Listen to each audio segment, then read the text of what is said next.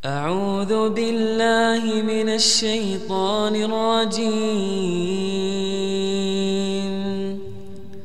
بسم الله الرحمن الرحيم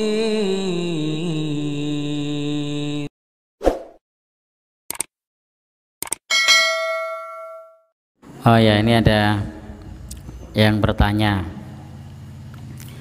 tentang masalah kematian. Ini satu pertanyaan yang sensitif. Kalau saya jawab ribut, kalau tidak saya jawab ditanya. Memang kadang dilematisnya jadi guru ngaji begitu. Baik, ini ada pertanyaan, bagaimana kalau orang sesudah meninggal dunia lalu malamnya diisi pengajian 3 hari berturut-turut. Maka kalau mengkhususkan seperti ini, pengajian semacam ini, kalau tanya ada dalilnya apa enggak ada dalilnya. Sama juga dengan mengadakan acara 3 hari, 7 hari juga tidak ada dalilnya. Sehingga memang idealnya seorang muslim itu kalau meninggal dunia ikuti tuntunan, itu idealnya begitu. Kalau kita mau jawab pertanyaan secara jujur begitu. Cuma memang konsekuensi dari jawaban saya ini bikin ribut. Iya, tapi dijawab apa ora? Wis tak jawab iki. Jadi begitu Mas Agus nggih. Itu sama-sama tidak ada tuntunannya, tidak ada dalilnya. Maka memang ketika ada orang meninggal dunia itu tuntunannya yang pertama itu adalah untuk dilunasi hutangnya, ditunaikan wasiatnya, kemudian memandikan, mengafani, menyolatkan, menguburkan. Adapun sesudahnya mendoakan. Sudah selesai. Sebenarnya tuntunan Islam itu simple. Tuntunan Islam itu mudah.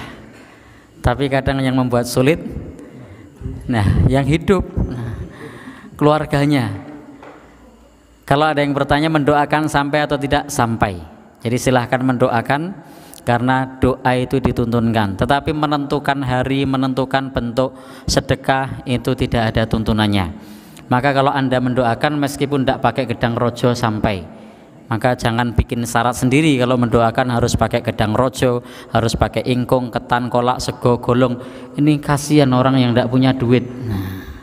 Jadi mendoakan itu bisa kapan saja, di mana saja. Jadi ya, apa-apa bisa, termasuk sodakoh. Sodakoh ini pada saat Anda punya kelapangan rezeki. Jangan sampai kita sedekah yang hukumnya adalah sunnah, tetapi terjatuh kepada perkara yang haram. Loh kok bisa? Bisa. Banyak orang yang bersedekah, tetapi sedekahnya tersebut dengan cara ngutang. Apakah ngutang tidak boleh?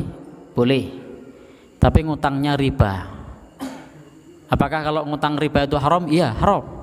Ayatnya tadi kita baca pada saat sholat. Itu ayat panjang tentang masalah riba. Karena ngutangnya ini adalah dengan cara riba, maka disebutkan oleh Nabi, la'anallah akila riba wa maukilahu. Allah melaknat pemakan riba dan yang memberi makan, yang minjami dan yang dipinjami. Dua-duanya dilaknat. Wa syahidaihi, dan 2 orang saksinya, wa katibahu, dan juga yang nyatet.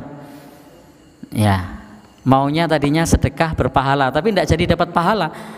Lewang caranya riba. Maka Bapak Ibu, idealnya memang kita sebagai seorang muslim ketika mau melakukan sesuatu yang sifatnya adalah ritual ibadah, itu ada tuntunannya apa enggak. Tapi kalau muamalah bebas. Muamalah itu selama tidak ada larangannya boleh. Jadi kalau muamalah, urusan masalah yang berkaitan dengan dunia, selama tidak ada larangannya boleh. Tapi kalau ibadah, maka harus ada tuntunannya.